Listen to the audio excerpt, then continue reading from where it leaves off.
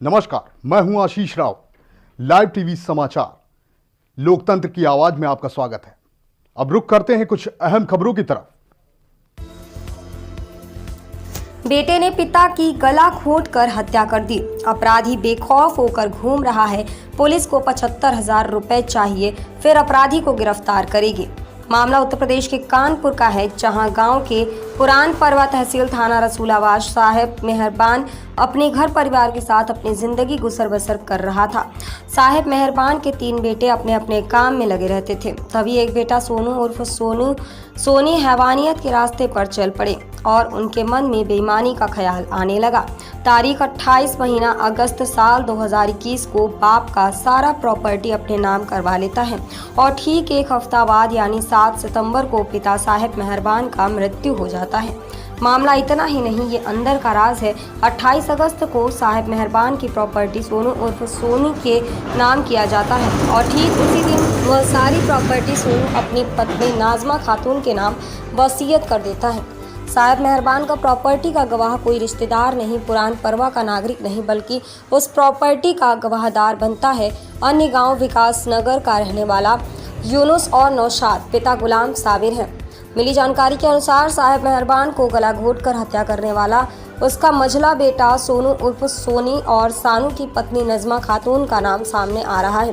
मृतक का बड़ा बेटा रईसुद्दीन मोहम्मद, असलम प्रधान, मुन्ना हुसैन, संजय कुमार, रामवती देवी, सुनीता देवी जब परिजनों के साथ रसूलाबाद थाना पहुंचे FIR दर्ज कराने के लिए खाकी वर्दी की शर्मसार हकीकत आपको बताते चले। रसूलाबाद पुलिस का कहना है कि हमें 75,000 रुपए चाहिए, उसके बाद ही हम इस साजिश रचने वाले को छानबीन करेंगे, वरना नहीं करेंगे। इतना ही नहीं, रसूलाबाद पुलिस ने बहुत आरजू विनती करने के बाद अपराधी सोनू उर्फ सोनी को थाना में बुलाया जाता है और बड़े प्यार से चाय पानी पिलाकर उसे बाइज्जत छोड़ दिया जाता है। वाह रे लालची उत्तर प्रदेश पुलिस। आपको बताते चले कि एक कहावत है, जिसकी जड़ ही सही नहीं है तो उसका फुनगी कहां से सही रहेगा। जब उत्तर प्रदेश आदित्यनाथ योगी सरकार भ्रष्ट है तो उसकी पुलिस कैसी रहेगी। अखिलेश सरकार में उत्तर प्रदेश क्राइम में 33% थी। आज योगी सरकार में बलात्कार, लूट, हत्या, भ्रष्टाचार में उत्तर प्रदेश 84% की बढ़ोतरी हुई है। इस साजिश की शिकायत पुलिस अधीक्षक से भी 3 बार की गई, लेकिन अंजाम 0% रहा। अब तो रास्ता साफ हो गया है। अगर रईसुद्दीन को अपने पिता की हत्या का कारण जानना है या किसी प्रकार की छानबीन करवानी है तो कानपुर देहात बिल्लौर के अंतर्गत रसूलाबाद थाना को 75,000 रुपए देने होंगे, तभी आगे की कार्यवाही होगी। वो पुलिस समाज का रक्षक होते हैं, लेकिन तो 75,000 रुपये थानेदार ने ले लिया। लेने के बावजूद आज तक कोई कार्रवाई नहीं हुई और वो थानेदार, अब ये पता लगा कि वो ट्रांसफ़र करा के चला गया यहाँ से।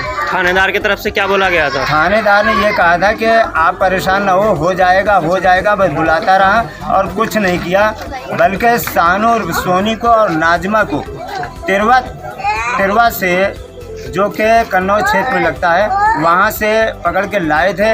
1-1.5 घंटे बिठाया, इसके बाद बाइज्जत उसे बरी कर दिया। हम लोगों को घर भेज दिया, हमारे पीछे उन लोगों को भेज दिया। आज तक कोई कार्रवाई नहीं हुई, कोई FIR दर्ज नहीं की गई।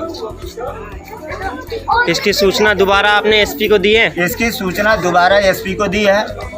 क्या बोला गया SP की तरफ से? SP की तरफ से यही कहा कि ठीक है, मैं दोबारा से मैं भेज रहा हूँ, इसमें कार्रवाई होगी। अभी तक कोई कार्रवाई नहीं हुई।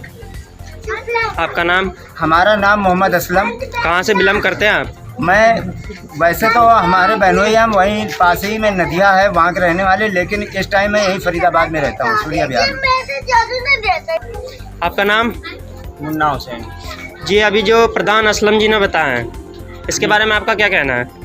ये हकीकत है कि इनको इंसाफ मिलना चाहिए। इनके साथ में बहुत गलत हुआ है और ये बहुत ही ज़्यादा उसको जो है चाहते थे, उसकी खिदमत खुशामद भी करते थे। गांव में भेज दिया उसे, मगर उसने इनके साथ बहुत गलत करा।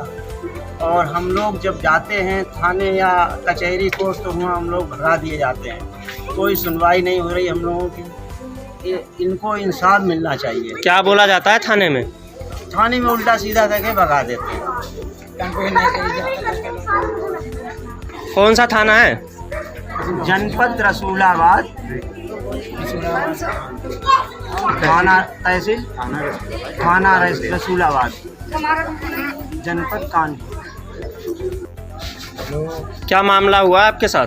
मामला ये हुआ है कि हम 3 भाई थे, एक सऊदीया में रहता मैं और फरीदाबाद में रहते हैं, और एक छोटा वाला भाई था। तो जो बाबू की तबीयत खराब होती थी, हम लोग पैसे देते थे, जाते रहते थे। उसने कहा कि 2 बीघा खेत बेच के और अपने 7 लाख का उसने गाड़ी घोड़ा लेके ली, और इसके बाद उसने अपनी पत्नी के नाम से 3 बीघा वसीयतनामा करा दी धोखाधड़ी से।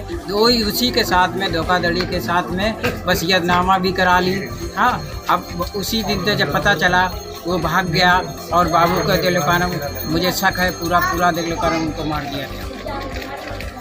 क्या मामला हुआ है? मामला भाई ये हुआ है कि सानू उर्फ सोनी ने, बहनोई हमारा यह है, ये यहीं रहता था।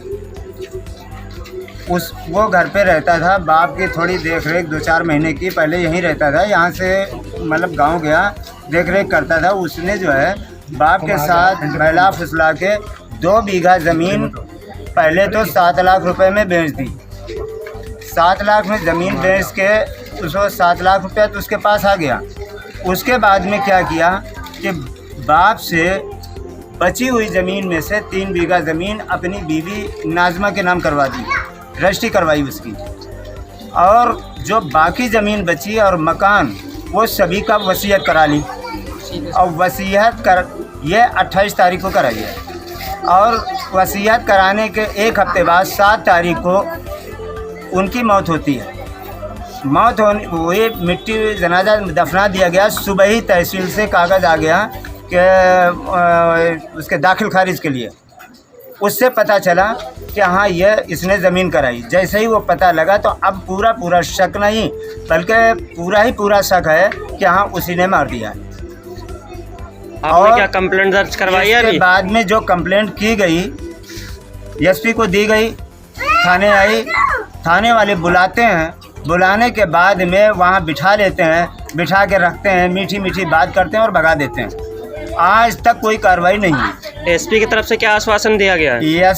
एसपी ने ये कहा था कि जाओ थाने जाओ और वहाँ से पूरी कार्रवाई होगी। जब थाने आते हैं आज तक कुछ नहीं हुआ, बल्कि जिस थानेदार को उसने ये 1 लाख रुपए मांगे थे कि मैं ये सारा तुम्हारी ज़मीन वापस करवा दूंगा। और फिलहाल बुलेटिन में सिर्फ इतना ही। फिर मिलेंगे कुछ खास खबरों के साथ। तब तक के लिए नमस्कार।